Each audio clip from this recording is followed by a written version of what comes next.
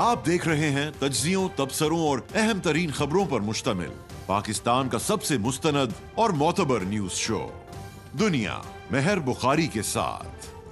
अस्सलाम वालेकुम, good evening. मैं हूं मेहर बुखारी। गुज़िश्ता रात गज़ामन मुआहदे पर दस्तखतों के बाद दुनिया ने वो मनाजिर देखे जो हैरान कुन भी थे और गैर मामूली भी। बज़ाहिर पाकिस्तान और अमरीका के दरमियान ताल्लुकात की एक नई सुबह का आगाज हो रहा है। सदर ट्रंप पाकिस्तान की तारीफें कर रहे हैं और जवाब में वज़ीर आज़म शहबाज शरीफ भी उन्हें खिराज तहसीन पेश कर रहे हैं। सदर ट्रंप ने अपनी तकरीर जारी रखने की बजाय शहबाज शरीफ को माइक पर आने की दावत दी और यह कहा कि आप वो बात कहना चाहेंगे जो आपने मुझसे उस दिन कही थी, और क्या आप बताना चाहेंगे कि आपने क्या कहा था? मेरा ख्याल है वो बहुत खूबसूरत बात थी। शहबाज शरीफ ने डोनाल्ड ट्रंप की दावत पर गज़ामन मुआहदे से लेकर पाकिस्तान इंडिया जंग रुकवाने में सदर ट्रंप के किरदार की तारीफ करते हुए कहा कि जनाबे सदर, मैं आपको मिसाली क़यादत को सलूट पेश करता हूँ। मेरा यकीन है कि आप वो शख्स हैं कि जिसकी दुनिया को इस वक्त सबसे ज़्यादा ज़रूरत थी। वज़ीर आज़म शहबाज शरीफ की तकरीर में सदर ट्रंप की भरपूर तारीफ की गई, शुक्रिया अदा किया गया। साथ ही एक बार फिर सदर ट्रंप को नोबेल इनाम के लिए नामजदगी का ऐलान भी कर दिया गया। वाज़ेह रहे कि इसी मौके पर ब्रिटिश प्राइम मिनिस्टर को भी बुलाया 2 कदम आगे सदर ट्रंप ने, फिर उधर से ही चलता करके उनको वापस भेज दिया। लेकिन वज़ीर आज़म शहबाज शरीफ की गैर मामूली तारीफ़ें और शुक्रिया के जवाब में सदर ट्रंप ना सिर्फ खुश हुए बल्कि वो उन्होंने कह दिया कि तवक्को तो नहीं थी मगर अब कहने को भी कुछ बाकी नहीं बचा, चलिए अब घर चलते हैं। सदर ट्रंप हकीकतन खुश थे मगर साथ ही हैरान भी। मगर सदर ट्रंप की तरफ से वज़ीर आज़म शहबाज शरीफ को माइक पर आकर खताब की दावत देना एक गैर मामूली वाक़या है कि जिसके जवाब में वज़ीर आज़म शहबाज शरीफ का सदर ट्रंप की गैर मामूली तारीफ करना और उनका शुक्रिया अदा करना इस बात की अलामत है कि पाकिस्तान इस वक्त किसी सूरत सदर ट्रंप की मुखालिफ सिंथ में नहीं खड़ा होना चाहता। शहबाज शरीफ का शुक्रिया अदा करना बज़ाहिर अमरीकी सदर का शुक्रिया अदा करने की ख्वाहिश को पूरा ही करना था। मारूफ भारतीय प्रोफेसर अशोक स्वैन ने एक्स पर वज़ीर आज़म शहबाज शरीफ के खिताब का क्लिप शेयर करते हुए लिखा है कि शहबाज शरीफ मोदी के लिए ट्रंप की नज़र में बेहतर मकाम हासिल करना बहुत मुश्किल बना रहे हैं। सदर ट्रंप की तारीफों के अलावा पाकिस्तान और अमरीका के दरमियान ताल्लुकात में वाज़ेह गर्मजोशी देखी जा रही है। गुज़िश्ता माह अमरीकी दिफाई कंपनी रेथॉन ने अपने मुआहदे में तरमीम की है। तरमीम के बाद पाकिस्तान को उन ममालिक की फहरिस्त में शामिल कर लिया गया है कि जिन्हें जदीद दरमियानी फासले के फ़िज़ा से फ़िज़ा में मार करने वाले मिज़ाइल फ़रोख्त किए जाएंगे। और इस मुआहदे का ऐलान यूएस डिपार्टमेंट ऑफ वॉर ने अपनी प्रेस रिलीज में किया है। 30 सितंबर को अमरीकी वज़ारत दिफा की जानिब से जारी करदा प्रेस रिलीज में यह कहा गया कि रेथॉन को पहले से दिए गए मुआहदे में $4 करोड़ 16 लाख की फर्म फिक्स प्राइस तरमीम की मंजूरी दी गई है। ये तरमीम C8 और D3 मॉडल्स के जदीद एमराम मिसाइलों की पैदावार से मुतल्लिक है। फिजा से फिजा में मार करने वाला ये जदीद तरीन मिसाइल हर मौसम में अपने हदफ, अपने टारगेट को निशाना बनाने की सलाहियत रखता है और अमरीकी दिफाई जरीदों के मुताबिक D13 120 मिसाइल 180 किलोमीटर की दूरी तक मार कर सकता है। ये चीनी PL-15 मिसाइल का मुकाबला करने के लिए बनाया गया है। डॉन न्यूज़ के मुताबिक ये अमरीकी मिसाइल पाकिस्तान एयरफोर्स के F-16 तैयारों पर नस्ब किए जाएंगे और फरवरी 2019 में किए गए पाक फ़िज़ाइया के ऑपरेशन स्विफ्ट रिटोर्ट के दौरान यही मिसाइल इस्तेमाल किए गए थे जब भारतीय फ़िज़ाइया के 2 तैयारे मार गिराए गए थे कि जो कश्मीर के ऊपर पाकिस्तानी फ़िज़ाई हदूद में दाखिल हुए थे। इन मिसाइलों की अहमियत का अंदाजा नाजरीन इस बात से भी लगाया जा सकता है कि भारतीय दिफाई तज्जियाकार मेजर जनरल रिटायर्ड बख्शी ने यह कहा था कि अमेरिका अब इंडिया का दुश्मन बनने के करीब है। वो सिर्फ ये मिसाइल पाकिस्तान को नहीं बेच रहा बल्कि सऊदी अरब को भी फरोख्त कर रहा है। पाकिस्तान और सऊदी अरब के दरमियान दिफाई मुआहदे को देखते हुए ये मुमकिन है कि किसी लड़ाई में सऊदी अरब ये मिसाइल पाकिस्तान को दे। ऐसे में हमें मुमकिना तौर पर हाजिर दिमाग रहना होगा और एहतियात करना होगी। BBC की एक रिपोर्ट के मुताबिक पाकिस्तान चीन के साथ साथ अमेरिका के साथ भी ताल्लुकात बेहतर कर रहा है, चाहे वो सफारती हों या फिर सियासी या फिर दिफाई। पाकिस्तान के फील्ड मार्शल जून से अब तक 3 मरतबा अमेरिका का दौरा कर चुके हैं। पाकिस्तान फ़ज़ाइया के सरबराह ज़हीर अहमद सिद्धू जुलाई से पहले हफ्ते अमेरिका गए थे और फिर वज़ीर आज़म शहबाज शरीफ और वज़ीर ख़ारजा इसहाक़ डार भी मुतअद्दिद बार अमेरिका की सियासी और सफारती लीडरशिप से मुलाकातें कर चुके हैं। सवाल ये है कि क्या सदर ट्रंप चाहते हैं कि पाकिस्तान समेत दीगर ममालिक इजराइल को तस्लीम कर लें, जैसा कि उन्होंने अपनी तकरीर में कल ही वज़ीर आज़म शहबाज शरीफ और दीगर की मौजूदगी में कहा कि इधर ममालिक अब्राहम अकॉर्ड्स से एग्री करते हैं अभी तक इस सवाल का जवाब पाकिस्तान और उर्दन की हद तक ना में है, क्योंकि आज एक बार फिर पाकिस्तानी वजीर आजम शहबाज शरीफ ने शर्म उल शेख में गजा अमन सरबराही इजलास में शिरकत के बाद एक्स पोस्ट में लिखा है कि पाकिस्तान की सबसे अहम तरजीह गजा में नस्ल कुशी को फौरी तौर पर रोकना था। अमरीकी सदर डोनाल्ड ट्रंप के लिए हमारा शुक्रिया इस बात की बिना पर है कि वो इस नस्ल कुशी को रोकेंगे और इस वादे को पूरा करेंगे। वजीर आजम ने मजीद कहा कि फलस्तीनी अवाम की आज़ादी और खुशहाली पाकिस्तान के लिए बुनियादी अहमियत की हामिल है और 1967 से पहले की सरहदों की बुनियाद पर एक मजबूत और काबिल अमल फलस्तीनी रियासत का क़याम कि जिसका दारुल हुकूमत अल कुद्स अल शरीफ हो, पाकिस्तान के मशरक़ वस्ता की पॉलिसी की बुनियाद है और रहेगा। पाकिस्तान के अलावा उर्दन के शाह अब्दुल्ला दोम ने कहा है कि जब तक ऐसा अमन अमल शुरू नहीं किया जाता कि जिसके नतीजे में फलस्तीनी रियासत का क़याम मुमकिन हो, मशरक़ वस्ता की तबाही यकीनी है। दो रियासती हल जिसमें इजराइल के साथ मगरबी किनारे और गजा पर मुश्तमिल एक आज़ाद फलस्तीनी रियासत का क़याम ही इसका वाहिद हल है। नाजरीन, अमरीका और दीगर ममालिक की तरफ से गजा अमन मुआहिदे पर दस्तखतों के बाद अब तक 20 इजरायली यरगमालियों के अलावा 1968 फलस्तीनियों को रिहा कर दिया गया है। यरगमालियों की रिहाई के अलावा इजरायली फौज गजा का 47% हिस्सा खाली कर चुकी है। एक सीनियर अमरीकी एहलकार के मुताबिक पहले मरहले में ही अमरीकी फौज के जेर निगरानी 200 फौजियों पर मुश्तमिल एक कसीरुल मुल्की फोर्स जंगबंदी मुआहिदे की निगरानी करेगी और इस फोर्स में मिस्र, कतर, तुर्किया, मुत्तहिदा अरब अमारात के फौजी शामिल होंगे। अलबत्ता कोई भी अमरीकी फौजी गजा में तैनात नहीं किया जाएगा। न्यूयॉर्क टाइम्स ने गजा अमन मुआहिदे और इससे मुतल्लिक पूछे जाने वाले सवालात के हवाले से मुतअद्दिद रिपोर्ट शाया की हैं।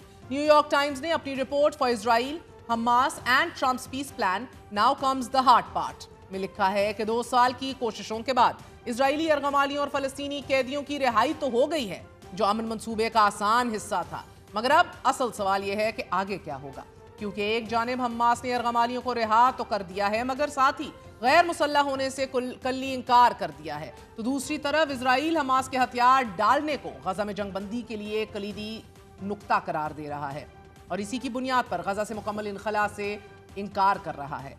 और यही चीज़ मुआहिदे के अगले मरहले यानी कि फेज 2 को शुरू करने में हायल हो जाएगा और एक वक्त आएगा जब कोई एक वाकया हमास और इजराइल के दरमियान एक बार फिर जंग छेड़ देगा।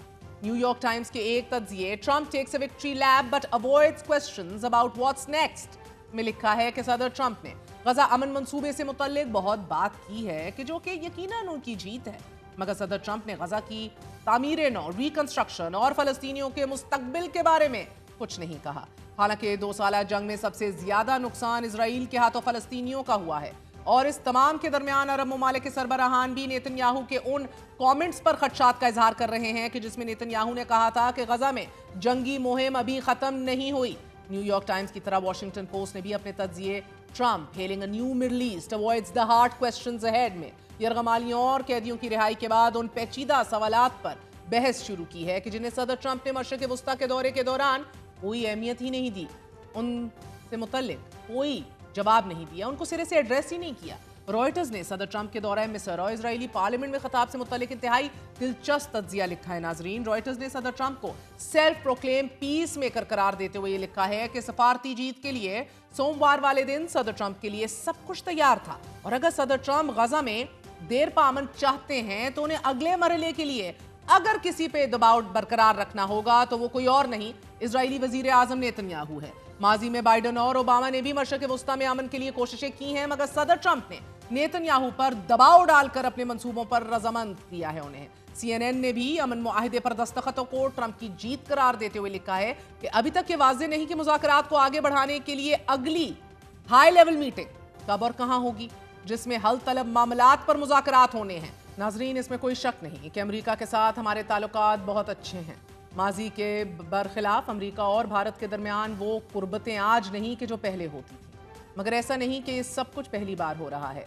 60 की दहाई में अमरीकी सदर जॉन एफ कैनेडी ने उस वक्त के पाकिस्तानी सदर और chief martial law administrator general Ayub Khan को भी बहुत अहमियत दी थी कि जितनी आज अमरीकी सदर ट्रंप दे रहे हैं। कैनेडी ने सदर अयूब का रेड कार्पेट इस्तकबाल खुद एयरपोर्ट पर किया। गर्म जोशी का आलम यह था कि सदर अयूब खान के जहाज से उतरने से कबल ही सदर कैनेडी सीढ़ियां चढ़कर उनके साथ सलाम दुआ कर रहे थे। एयरपोर्ट पर ही जनरल अयूब खान को गार्ड ऑफ ऑनर दिया गया। फिर अमरीकी सदर कैनेडी ने जनरल अयूब खान की तारीफें की, उनको वार्म वेलकम दिया। अयूब खान को स्पेशल प्रोटोकॉल में एयरपोर्ट से व्हाइट हाउस पहुंचाया गया। रास्ते पर अमरीकी अवाम उनका इस्तकबाल करने के लिए खड़ी थी। अयूब खान का इस्तकबाल यकीनन दीदनी था, सब खुश थे। मगर फिर 60 की ही दिहाई में अमेरिका और सोवियत यूनियन के दरमियान सर्द जंग शुरू हुई कि जो आगे चलकर सोवियत यूनियन के अफगानिस्तान पर कब्जे और गर्म पानियों तक रसाई की सूरत अख्तियार कर गई। पाकिस्तान अमेरिका का एक अहम इत्तेहादी बना, अफगान जिहाद हुआ, और जब अफगान जिहाद हो रहा था पाकिस्तान एक बार फिर अमेरिका की आंखों का तारा बन गया। जनरल अयूब खान की तरह जनरल ज़ियाउल हक का इस्तकबाल भी व्हाइट हाउस में किया गया। अमेरिकी सदर रोनाल्ड रीगन ने जनरल ज़ियाउल हक का इसी तरह शुक्रिया अदा किया कि जैसे जनरल अयूब का जॉन एफ कैनेडी ने किया था। पाकिस्तान और अमेरिका ने मिलकर सोवियत यूनियन को अफगान मुजाहिदीन की मदद करके शिकस्त दी। अफगान मुजाहिदीन भी उस वक्त अमेरिकी इंतजामिया की आंखों का तारा थे। उन्हें व्हाइट हाउस में बुलाकर सदी के बेहतरीन लोग करार दिया जाता था। मगर सोवियत यूनियन के अफगानिस्तान से इनखला के बाद पाकिस्तान में दहशतगर्दी और लसानी तकसीम का वो दौर शुरू हुआ कि जिसका खमियाजा हम आज तक भुगत रहे हैं। अमेरिका की जानिब से पाकिस्तान की तारीफों का तीसरा दौर और कुर्बतों का तीसरा दौर अमेरिका पर 9/11 हमलों के बाद उस वक्त शुरू हुआ कि जब पाकिस्तान ने सदर और chief martial law administrator general Pervez Musharraf की क़यादत में अमेरिका की दहशतगर्दी के खिलाफ जंग में शमूलियत इख्तियार की। सदर परवेज मुशर्रफ ने 10 नवंबर 2001 को अमेरिका का दौरा किया। 2001 से 2006 तक जनरल परवेज मुशर्रफ को बेहतरीन प्रोटोकॉल दिया गया और उन्हें अमेरिकी सदर ने बेहतरीन दोस्त भी करार दिया। दहशतगर्दी की जंग में शमूलियत पाकिस्तान को $200 अरब में पड़ी। खुदकुश हमले हुए। पाकिस्तान दुनिया में दहशतगर्दी की फ्रंट लाइन स्टेट बन गया। जनरल परवेज मुशर्रफ की इक़्तिदार से बेदखली के बाद वज़ीर आज़म यूसुफ रज़ा गिलानी ने अमेरिका का दौरा किया, उन्हें भी प्रोटोकॉल दिया गया। मगर फिर तारीफों कुर्बतों के साथ साथ पाकिस्तान में एबटाबाद पर हमला भी हुआ। उम्मीद की जा सकती है that going forward we do realise कि ये बहुत ट्रांजैक्शनल रिलेशनशिप रही है। There is no free lunch, that is lesson 101 of all diplomacy of all foreign affairs. मगर एक अहम तरीन मौके पर यह बात अपनी जगह दुरुस्त है कि एक बहुत कोल्ड पैच के बाद कि जिधर बाइडन इमरान खान साहब को बहैसियत वज़ीर आज़म फ़ोन करने को तैयार नहीं थे, हम बेहतरीन एक ऐसे ताल्लुकात में अपने आप को पा रहे हैं कि जिधर एंडलेस अपॉर्चुनिटीज़ हैं to seize, but what is there to give, what is there to lose. इस हवाले से भी बहुत क्लैरिटी होना ज़रूरी है और अपने रीजनल पार्टनर्स बिलखसूस चाइना को ऑन बोर्ड रखना उससे भी अहम ज़रूरी है। बात करते हैं, सीनियर हमारे साथ मौजूद हैं दिफाई तज्ज़ियाकार air marshal retired Arshad Malik साहब। एयर मार्शल साहब बहुत बहुत शुक्रिया साथ देने का। सर, जहां एक तरफ बहुत ही बेहतरीन ये लगता है और महसूस भी होता है कि वर्ल्ड स्टेज के ऊपर पाकिस्तान को सराहा जा रहा है, सिविलियन मिलिट्री लीडरशिप का नाम लेकर खराज तहसीन पेश की जा रही है और हमने बेहतरीन किरदार भी अदा किया है undoubtedly in the ceasefire, मगर at the same time there is no free lunch. और एक तारीख बताती है that it is been a very transactional relationship with America. आज जब सदर ट्रंप क़यादत की तारीफ करते हैं, खुले बंदों करते हैं, is there something to be worried about sir? Bismillahirrahmanirrahim. Ben, thank you very much for being with you. I think you're pointing out towards a very, very right direction. वो हेनरी किसिंजर की तो अब किताब का इतनी दफ़ा जिक्र हो चुका कि हमारी दुश्मनी भी बुरी और हमारी दोस्ती उससे भी बुरी, और जो माजी का सबक है अगर हम उससे सबक नहीं सीखते तो फील्ड मार्शल अयूब को भी गले से थपथपाया जाता था, प्यार किया जाता था, जो उसको प्रोटोकॉल दिया जाता था। तो बात यह है कि हमें पॉजिटिव तो रहना चाहिए। ये बहुत पॉजिटिविटी है अल्हम्दुलिल्लाह, जैसे आपने खुद फरमाया, इसमें कोई शक नहीं कि पाकिस्तान सफारतकारी को अच्छी तरह से डील कर रहा है। हमारी रेलेवेंस अल्हम्दुलिल्लाह बढ़ रही है। हमारी रेलेवेंस दुनिया में, बल्कि मशरिक़ वुस्ता में हमारी मौजूदगी एक बहुत बड़ी सबूत है कि अल्लाह ताला हमें इज्जत दे रहा है। लेकिन आपकी बात बिल्कुल सही है कि हमें आज चीन की भी स्टेटमेंट आई है जिसमें उसने कहा है कि जो अर्थ रेयर्स हैं वो उस पर हमारा और अमेरिका का कोई तसादुम नहीं। आपका हमें बिल्कुल बड़ी कैलकुलेटेड तरीके से अपनी राहें मुतय्यन करनी चाहिए। We have to take the stakeholders into confidence.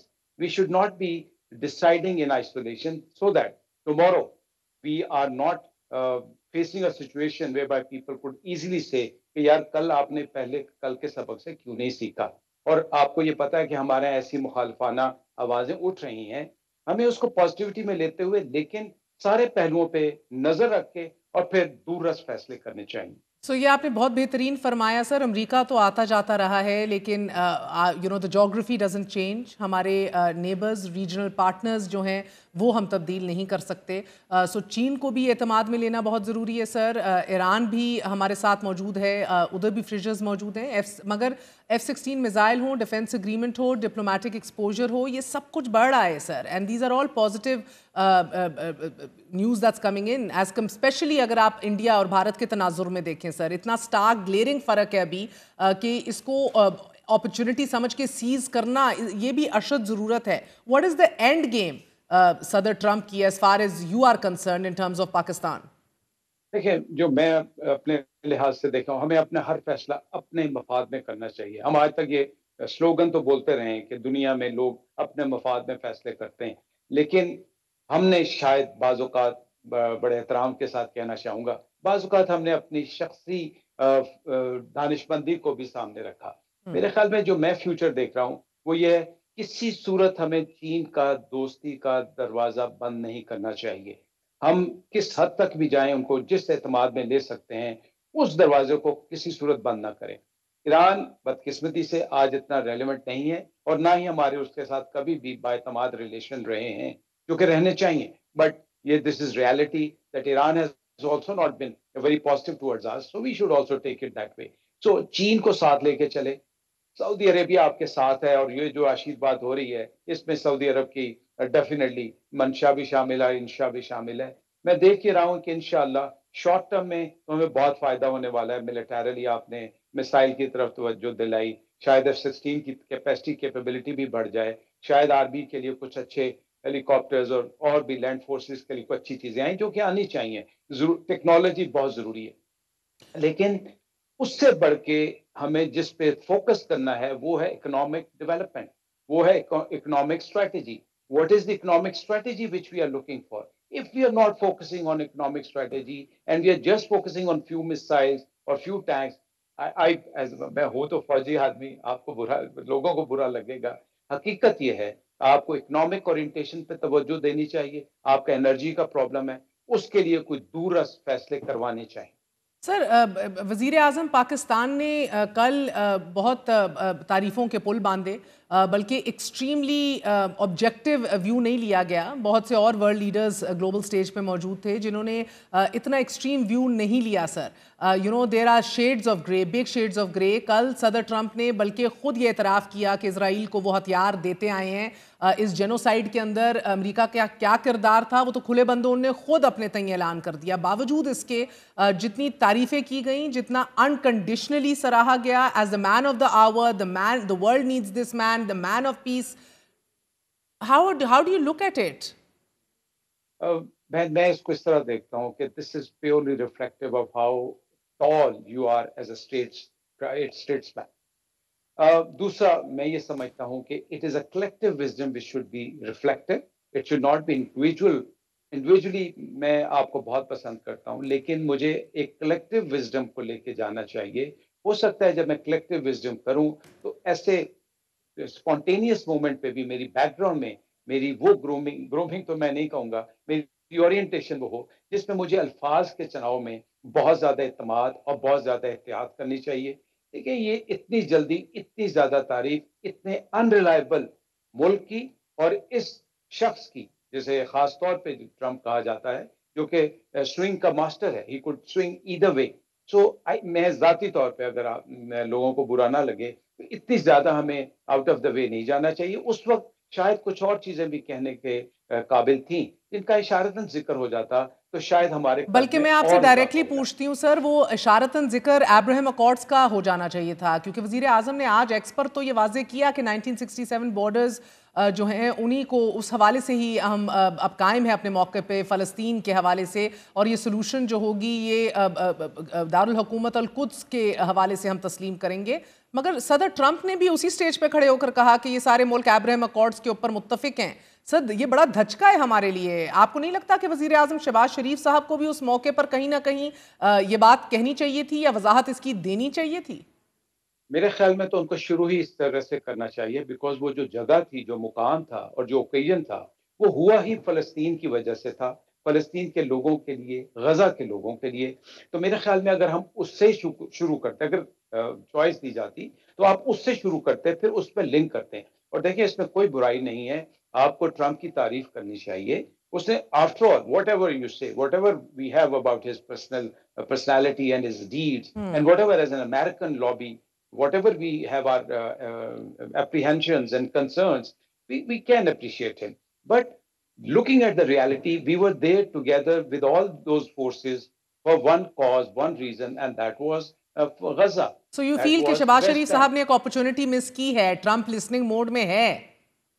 بالکل ہے. اور اگر نہیں بھی ہے, میں ایک اور بات کہنا چاہوں گا کہ اس وقت بڑی طاقتیں تھیں. جو اصل سٹیک ہولڈرز ہیں وہ سعودی عرب, قطر, ترکیہ اور ایجپٹ ہیں.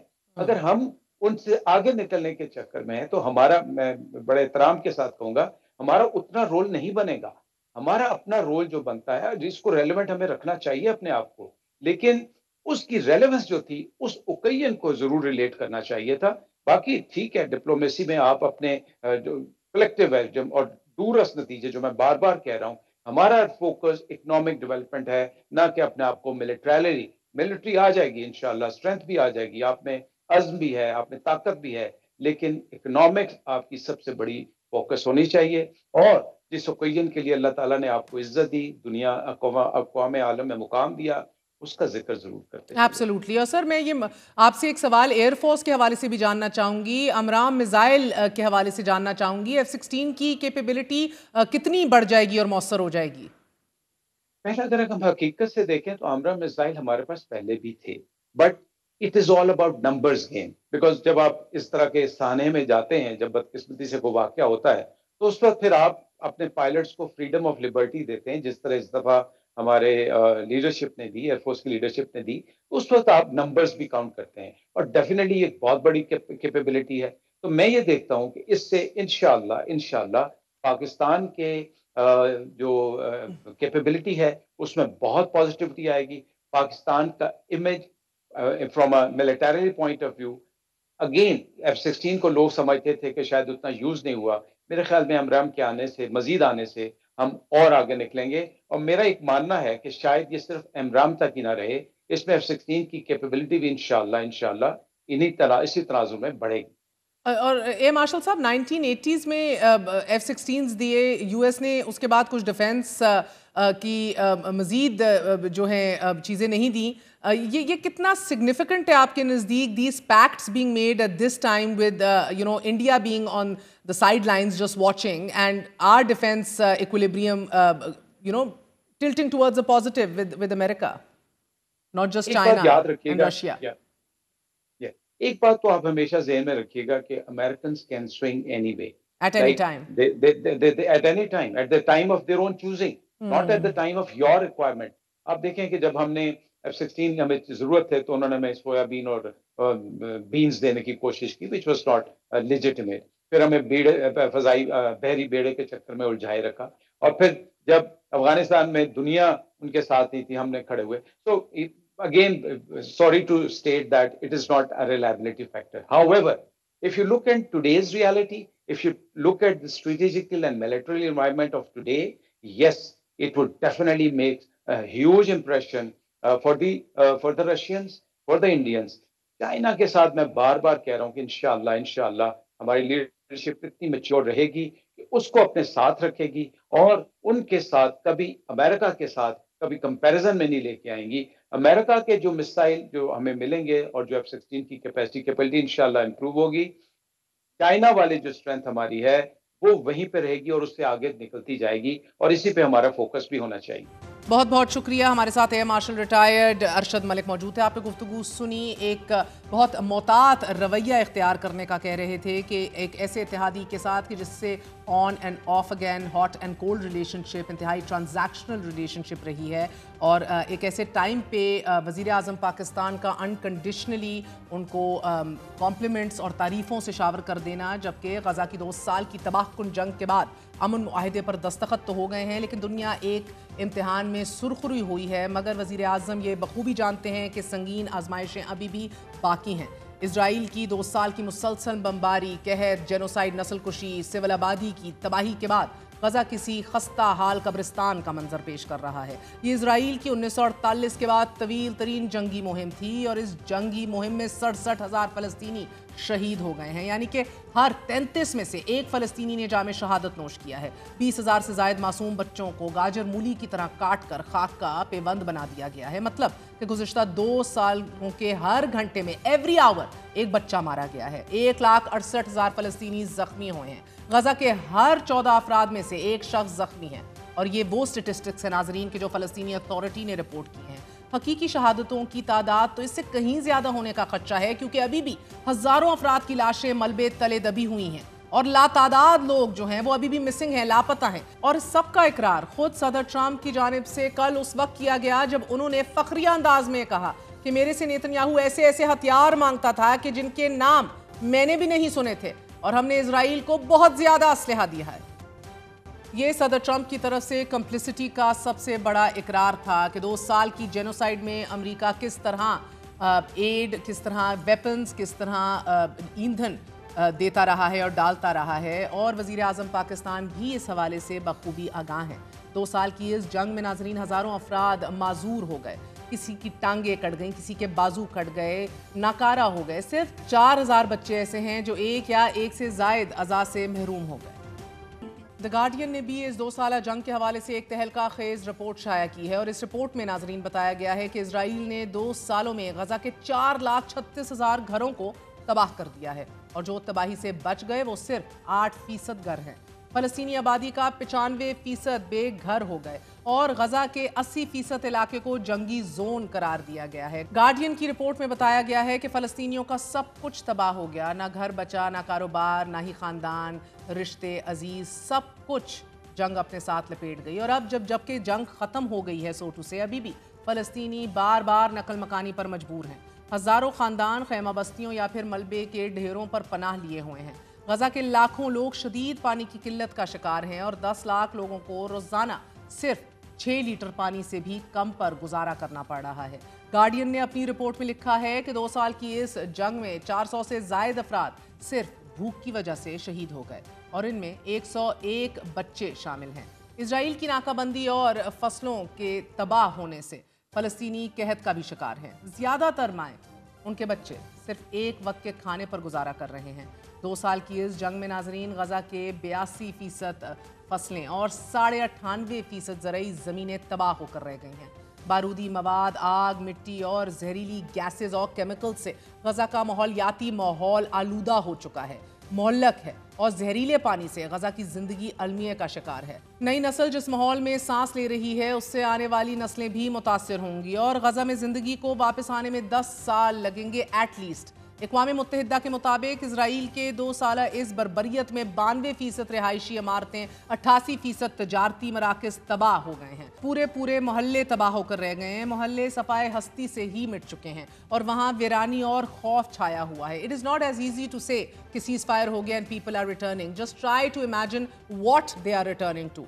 ورلڈ بینک کی ایک رپورٹ یہ بتا رہی ہے کہ 2 سالہ اس جنگ میں فلسطینیوں کا $55 ارب کا براہ راست مادی نقصان ہوا ہے، جس میں مکانات، سکولز، ہسپتال، دیگر انفراسٹرکچر شامل ہے۔ الجزیرہ کے مطابق اسرائیل کی بربریت سے غزہ کا صحت اور تعلیم کا نظام بھی مکمل طور پر ڈسٹروائے ہو چکا ہے۔ 6,58,000 سکول جانے والے بچے اور 87,000 یونیورسٹی سٹوڈنٹس تعلیم سے محروم ہو چکے ہیں۔ 92% سکول کھنڈرات کا منظر پیش کر رہے ہیں۔ 2,300 تعلیمی ادارے اور پھر 63 یونیورسٹیاں ملبے کا ڈھیر بن چکی ہیں، اور جو عمارتیں باقی بچی ہیں ان میں بے گھر فلسطینیوں نے پناہ لی ہوئی ہے۔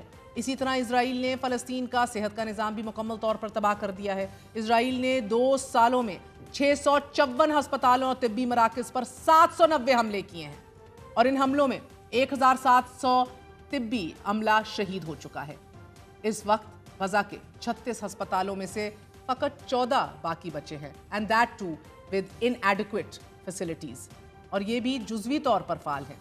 ادویات، بجلی، طبی آلات کی شدید قلت ہے، اور اس کی وجہ سے ہزاروں زخمی زمین پر زیر علاج ہیں اور امداد کے منتظر ہیں۔ اسرائیل کی 2 سال کی اس بربریت نے غزہ کو مکمل طور پر ملبے اور انسانی المیہ میں بدل دیا ہے۔ اسرائیل کے نسل کشی کے اقدامات سے فلسطین کی 3 نسلیں برباد ہو چکی ہیں۔ ایک وہ کہ جو 50 سال سے زائد تھے اور اپنے بچوں کی خوشیوں کے لیے کوشاں تھے. دوسری وہ نوجوان نسل کہ جو اپنے سنہرے مستقبل کے خواب دیکھ رہی تھی. اس کے اندر ہم نے سنگرز دیکھے, ہم نے ایکٹیوسٹ دیکھے, جرنلسٹ دیکھے, اس کے اندر ہم نے جمناسٹک کرنے والے بچے دیکھے, رائٹرز دیکھے, پوئٹس دیکھے. گون. تیسری نسل وہ ناظرین کہ جس نے ان 2 سالوں میں آنکھ کھولی ہے. غزہ کی کہانی ابھی ختم نہیں ہوئی, صرف ایک باب اختتام پذیر ہوا ہے. And the easiest part, the most difficult is yet to come. خوفناک داستانیں ابھی باقی ہیں کہ جس میں 20 لاکھ انسانوں کی دوبارہ آبادکاری, ریہیبلیٹیشن, روزگار, خوراک, صحت و تعلیم جیسے بڑے بڑے چیلنجز کا سامنا ہے. And we're not even talking کہ جو ایموشنلی اور نفسیاتی, سائیکولوجیکلی ٹریٹ کرنا ہوگا ان لوگوں کو. غزہ کی دوبارہ بحالی کے لیے 60 سے 70 ارب ڈالر درکار ہوں گے, اور یہ خطیر رقم کہاں سے آئے گی؟ 20 لاکھ انسانوں کی خوراک, ادویات, ایندھن, علاج, معالجے کی سہولیات کی دستیابی ایک طویل اور سنگین مسئلہ ہے. اور جب تک دنیا باہم مل کر فلسطینیوں کی آبادکاری اور بحالی کا بیڑا نہیں اٹھائے گی, اور جنہوں نے ان کو ادھر پہنچایا ہے, all the countries that were complicit in this genocide, ان کو رسپانسبل نہیں ٹھہرائے گی, یہ المیہ مزید سنگین ہوتا جائے گا. A very short break, we're going to be right back.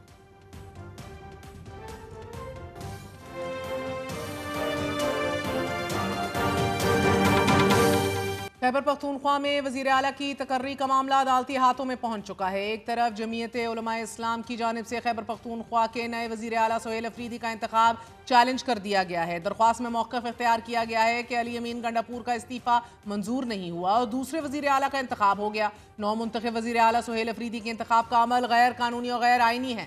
Sohail Afridi کے بطور وزیر اعلیٰ انتخاب کے عمل کو کالعدم قرار دیا جائے. اپوزیشن کی اس درخواست پر سماعت کل تک ملتوی کر دی گئی ہے, جبکہ پشاور ہائی کورٹ نے تحریک انصاف کے وزیر اعلیٰ کی حلف برداری سے متعلق درخواست پر فیصلہ سنا دیا ہے. عدالت کا تحریری فیصلہ 9 صفحات پر مشتمل ہے. عدالت نے گورنر خیبر پختونخوا فیصل کریم کنڈی کو 15 اکتوبر شام 4 بجے وزیر اعلیٰ سے حلف لینے کا حکم دے دیا ہے. عدالت کا کہنا ہے کہ بغیر کسی تاخیر کے وزیر اعلیٰ خیبر پختونخوا سے حلف لیا جائے. عدالت نے اپنے حکم میں واضح کیا ہے کہ اگر گورنر خیبر پختونخوا دستیاب نہیں ہیں تو اسپیکر صوبائی اسمبلی یا کسی اور مجاز شخصیت کو حلف لینے کے لیے نامزد کیا جائے. تحریری حکم نامے کے مطابق عدالت نے ایڈیشنل ایڈوکیٹ جنرل کو ہدایت دی ہے کہ وہ کل دوپہر 1 بجے تک عدالت کو مطلع کریں کہ آیا گورنر سہیل افریدی سے حلف لینے کے لیے دستیاب ہیں یا نہیں.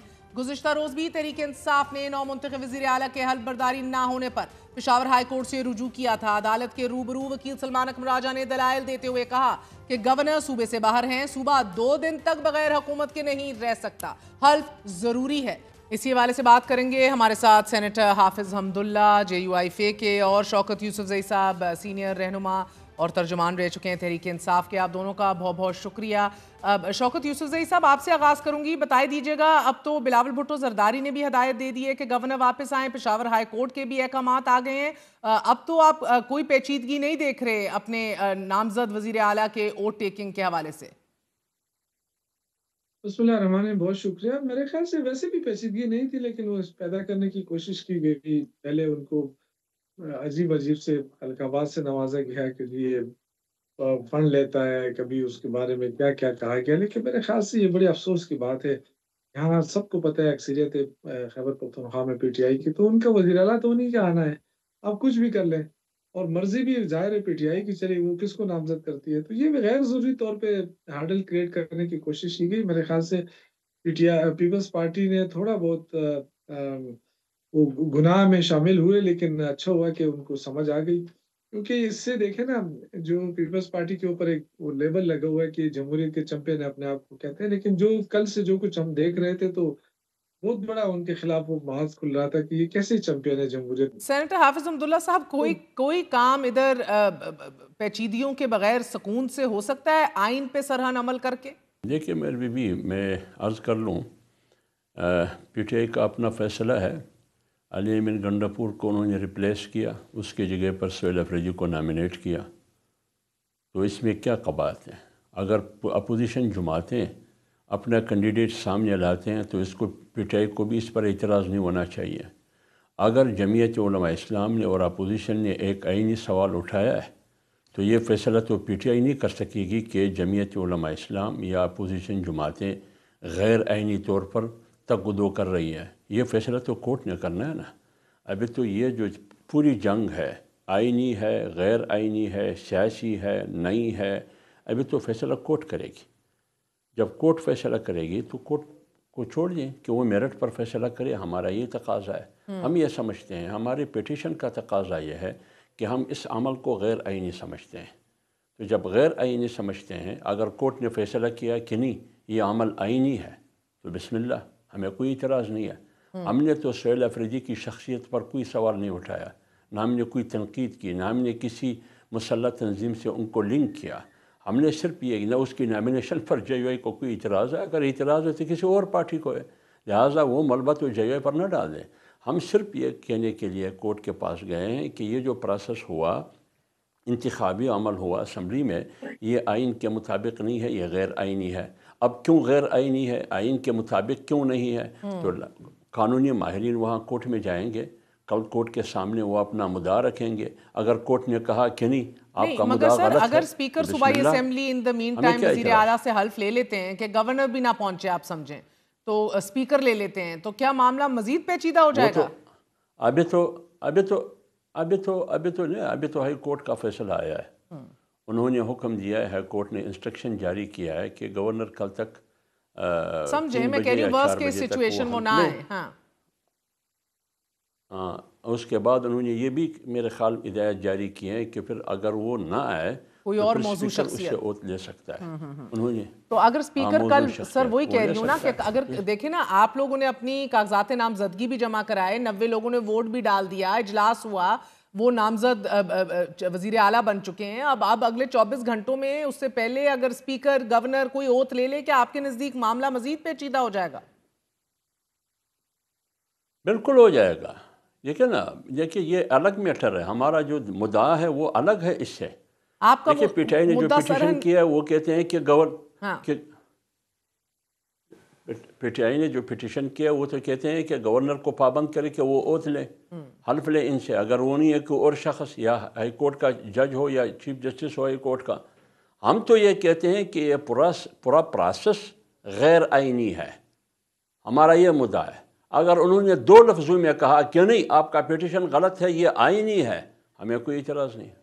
सर आप गैर आइनी इसलिए कह रहे हैं क्योंकि अगर अभी तस्लीम नहीं हुआ गंडापुर साहब का बकौल आपके, हमने तो तमाम आइनी माहिरीन से, कॉन्स्टिट्यूशनल एक्सपर्ट से कल इंटरव्यूज किए, बात की अक्रॉस द बोर्ड। वो तो कहते हैं कि जब किसी भी आइनी ओहदेदार ने अरसाल कर दिया, दूसरे को रिसीव हो गया, कंसिडर दैट एक्सेप्टेड। बिल्कुल आपकी बात सही है। आपने आइनी माहिरीन से पूछा होगा, मेरे भाई शौकत साहब ने भी आइनी माहिरीन उनके पास मौजूद है, सलमान अकरम राजा, तो दूसरी तरफ भी आइनी माहिरीन है, वो भी कानून की बात करते हैं। अब दोनों तरफ कानूनी माहिरीन है। मैं तो अपनी बात नहीं कर रहा हूँ, मैं तो कानूनी माहिरीन की बात कर रहा हूँ, लायर की बात कर रहा हूँ। वही जाके इन कानूनी माहिरीन के मुकाबले में, इनकी वर्जन के मुकाबले में वो गए हैं कोर्ट के पास कि ये जो कह रहे हैं कि ये आइनी है, नहीं ये गैर आइनी है। अब फैसला कौन करेगी? कोर्ट करेगा फैसला। अब कोर्ट क्या फैसला करेगी तो कल तक हम इंतजार करेंगे। सर कल तक यूसुफ ज़ई साहब तमाम मामला तिलपट भी हो सकता है। देखिए, अगर कानून और आइन के मुताबिक है तो हमें कोई खौफ नहीं है, ना हमें कोई फिक्र है।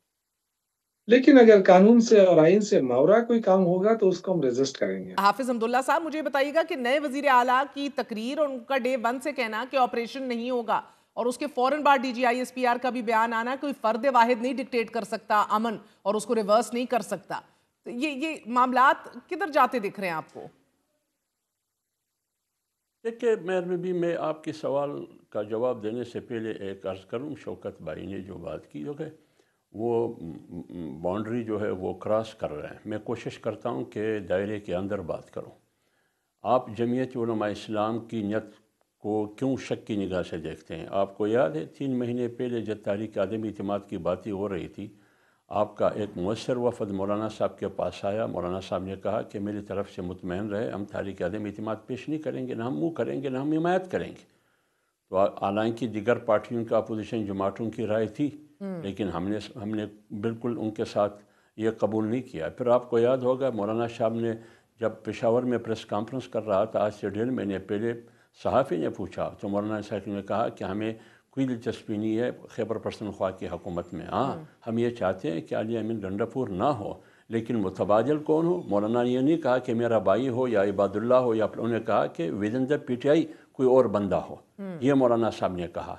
बाकी PTI जाने और उनकी हुकूमत जाने। आज शौकत फैज़ल साहब कहते हैं मेरी मर्ज़ी है। यार, मैं तो फैसले आपकी पार्टी की मर्ज़ी के मुताबिक नहीं कर सकता हूँ। आप जो भी चाहे मैं भी वो फैसला करूँ जो आपका दिल चाहे। मेरी अपनी पार्टी है, मेरा अपना पोजीशन है। मैं कोर्ट की तरफ गया हूँ, ये मेरा आईनी हक़ है, जमहूरी हक़ है, कानूनी हक़ है। मैं कोर्ट गया हूँ, अगर कोर्ट ने मुझे एक थप्पड़ रसीद किया तो मैं बाहर निकलूँगा। यार, ये जो गए हैं उन्होंने केस किया है कोर्ट के सामने, उन्होंने समाअत के लिए मुकर्रर किया है, तो फिर उन जजेस के बारे में आपकी राय क्या है? वो किसके लिए इस्तेमाल हो रहा है? अगर मैं इस्तेमाल हो रहा हूँ तो वो जजेस जो उन्होंने समाअत के लिए मुकर्रर किया है मौलाना लुत्फ़ुर रहमान की केस को, वो जजेस किसके लिए इस्तेमाल हो रहा है?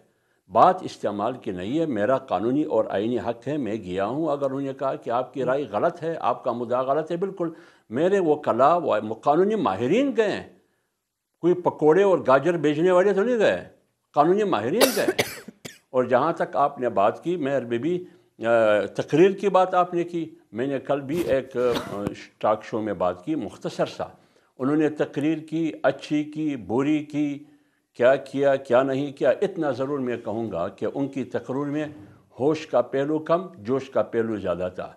और हमेशा फैसलों की पुष्ट पर जब जोश होता है उधर उसके नताइज ख़तरनाक होते हैं। एक बात। दूसरी बात मैं ये कहूँगा कि पूरी खैबर पख्तूनख्वा बल्कि PTI के अंदर में से PTI की वर्कर, उनके अरकान असम्बली 2-3 ग्रुप्स थे, वो आलिम गंडापुर की कारकर्दगी से मुतमईन नहीं थे। खैबर पख्तूनख्वा के आवाम मुतमईन नहीं थे, ख़ासकर माली बदनवानी, करप्शन और अमन अमान के हवाले से, इंतज़ामी हवाले से। तो जब बेड गवर्नेंस था, गुड गवर्नेंस था ही नहीं, उसका कोई नाम और निशान ही नहीं था। तो जब अब एक चीफ मिनिस्टर उन्होंने नामजद किया, अब इस तब्दीली से आपके ख्याल में हालात में बेहतरी आएगी? मैं अभी आपको कह रहा हूँ हालात इससे अबतर होंगे। बहुत बहुत शुक्रिया, आपने गुफ्तगू सुनी। नाज़रीन, अदालती पहलू की दूसरी कड़ी 26वीं आईनी तरमीम का मामला है। सुप्रीम कोर्ट में 26वीं आईनी तरमीम के खिलाफ केस में दौरान समाअत उस वक्त हैरान कुन सूरत हाल पैदा हुई जब जज साहिबान के दरमियान होने वाले मुकालमे में तलखी पैदा हुई। दौरान समाअत जस्टिस जमाल खान मंदोखेल ने रिमार्क्स दिए कि समझ में नहीं आता कि आइन के किसी आर्टिकल को साइड पर कैसे रखा जाए। जस्टिस आयशा मलिक ने जवाब दिया कि अदालती फैसले मौजूद हैं कि जो शिक चैलेंज हो उसे कैसे साइड पर रखा जाता है। जस्टिस जमाल खान मंदोखेल कदरे सख्त लहजे में जस्टिस आयशा मलिक से मुखातिब हुए कि जवाब वकील को देने दीजिए, मैं वकील से बात कर रहा हूं, आपसे नहीं।